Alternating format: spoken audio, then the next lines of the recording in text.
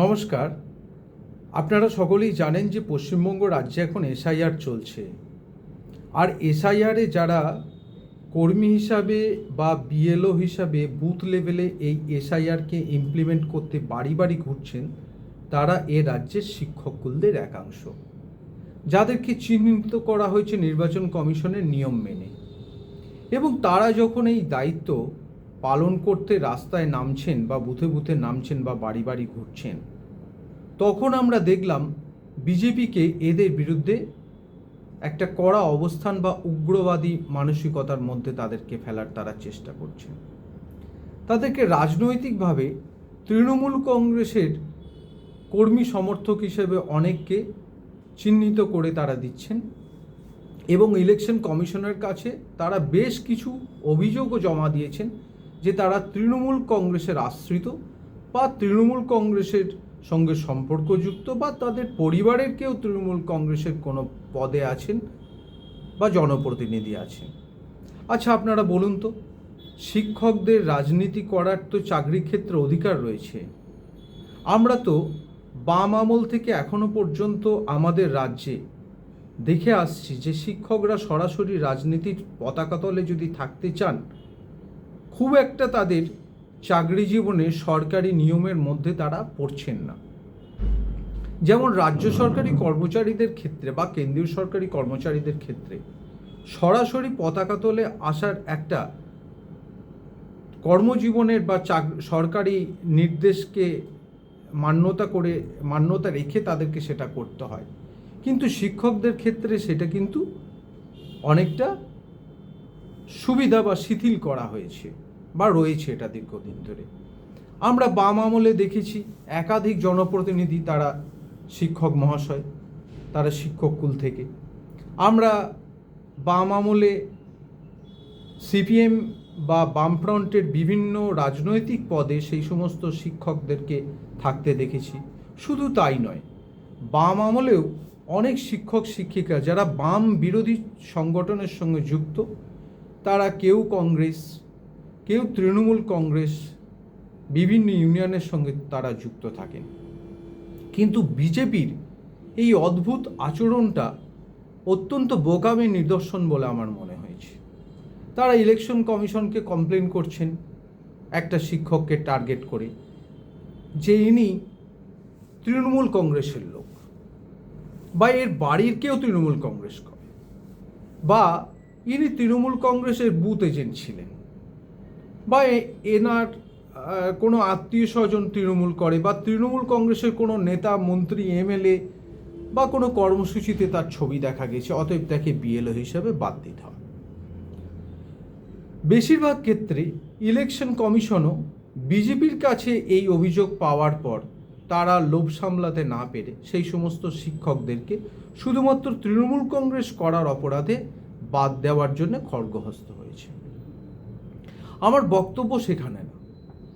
আমার বক্তব্যটা হলো যে এই সমস্ত শিক্ষককুলের যারা অংশ বা শিক্ষক শিক্ষিকা রয়েছেন, তাদের কি রাজনীতি করার ক্ষেত্রে কোনো সরকারি বিধিনিষেধ রয়েছে?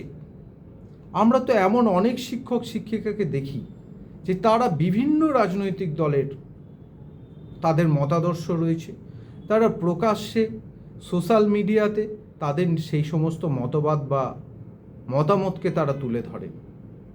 বিভিন্ন ক্ষেত্রে রাজ্য সরকারের কড়া সমালোচক, কেউ কেউ কেন্দ্রীয় সরকারেরও সমালোচক। শিক্ষকদের যখন রাজনীতির পতাকা তলে আসতে কোনো অসুবিধা নেই, এই প্রথা তো পশ্চিমবঙ্গের মাটিতে নতুন নয়। আমরা বাম আমলের বহু শিক্ষক শিক্ষিকাকে দেখেছি, তারা বিভিন্ন পদ অলঙ্কৃত করেছেন, এমপি হয়েছেন, এমএলএ হয়েছেন। এরকম নজির রয়েছে যারা অধ্যাপক, শিক্ষক শিক্ষিকা, প্রাথমিক উচ্চ বিদ্যালয়, আপনার হচ্ছে মধ্য বা হায়ার সেকেন্ডারি শিক্ষক শিক্ষিকা রয়েছেন, তাদের ক্ষেত্রে এটা রয়েছে। এই স্বাধীনতা তাদের তো কর্মজীবনে রয়েছে বা চাকরি জীবনে রয়েছে। হঠাৎ করে বিজেপি এটা নিয়ে কেনই বা এত আগ্রহ প্রকাশ করছে, এটা কিন্তু আমাকে অবাক করছে এবং বিভ্রান্ত করছে। এবং সবথেকে বড় বিষয়, বিজেপির এই যে অন্যায় আবদার, এটাকে যখন নির্বাচন কমিশন প্রশ্রয় দিচ্ছেন এবং বিএলও পদ থেকে তাদের অভিযোগ পাওয়া মাত্র শুধুমাত্র তৃণমূল কংগ্রেসের সঙ্গে সংসর্গ দেখতে পেয়ে তারা বাদ দিচ্ছেন, এটা আমাদের কাছে হাস্যকর মনে হয়েছে। আচ্ছা, মনে করুন তো যে কোনো একজন টিচার মনের মধ্যে কোনো একটা মতবাদকে পোষণ করেন, এখন তিনি বিএলও হিসাবে কাজ করতে গিয়ে যদি সঠিকভাবে কাজটা করতে পারেন তাহলে অসুবিধাটা কোথায়? আর যদি তিনি তার বিএলও পদে কাজ করার সময় তার রাজনৈতিক মতবাদ বা ইচ্ছাকে জোর দেন বা অগ্রাধিকার দেন বা পক্ষপাতিত্ব করেন, তখন সেটা অভিযোগের আওতায় আসতে পারে। তাহলে বিজেপি অযথা কেন এটা করছেন? সেই সমস্ত শিক্ষকদেরকে তারা কেন মার্কিং করার চেষ্টা করছেন?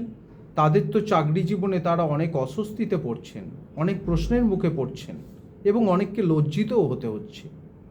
এটা কেন করছেন আপনারা?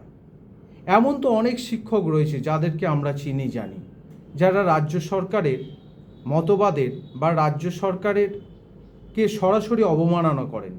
অনেক সময় রাজ্যের মুখ্যমন্ত্রীকেও আক্রমণ করে তারা কুরুচিকর মন্তব্য, ফেসবুক পোস্ট বা মতামত দিয়ে থাকেন। মিটিং মিছিল সভা সমিতিতে অংশগ্রহণ করেন, গালাগাল দেয়। এটা তাদের অধিকারের মধ্যে পড়ে। একজন যদি কোনো বিশেষ রাজনৈতিক দলের সমর্থক, তিনি বিএলও হতে পারেন, তার রাজনীতি করতে যদি সরকারিভাবে কোনো অসুবিধা না থাকে বা তার সেই অধিকার যদি থাকে ভোটে দাঁড়ানো বা রাজনৈতিক দল করার, তারপরে সে বিএলও কাজ করতে এসে যদি সঠিকভাবে দায়িত্ব পালন করেন, তা কোথায় অসুবিধা? আর বিএলওর কাজ সম্পর্কে আমি যতটুকু দেখেছি, এখানে পক্ষপাত করার জায়গা কোথায়? একটা ফর্ম থাকবে, সেটার অর্ধেকটা ফিল আপ করা, বাকিটা একটা ফ্যামিলি ফিল আপ করে জমা দেবে। সেটা বিএলএ 2 যারা রয়েছেন বিভিন্ন রাজনৈতিক দলে, তারা সরাসরি সেটা দেখে নেবেন, সেটার হিয়ারিং হবে, সেটা একটা লম্বা প্রসেস।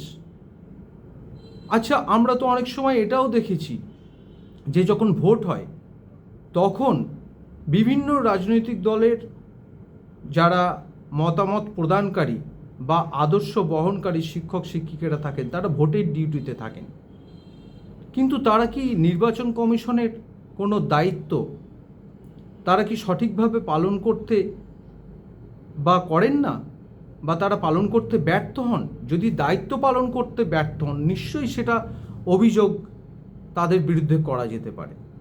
কিন্তু বিজেপি কি এটা অজান্তে করছেন? তাদের কি নির্বুদ্ধিতা, তাদের কি বোকামি?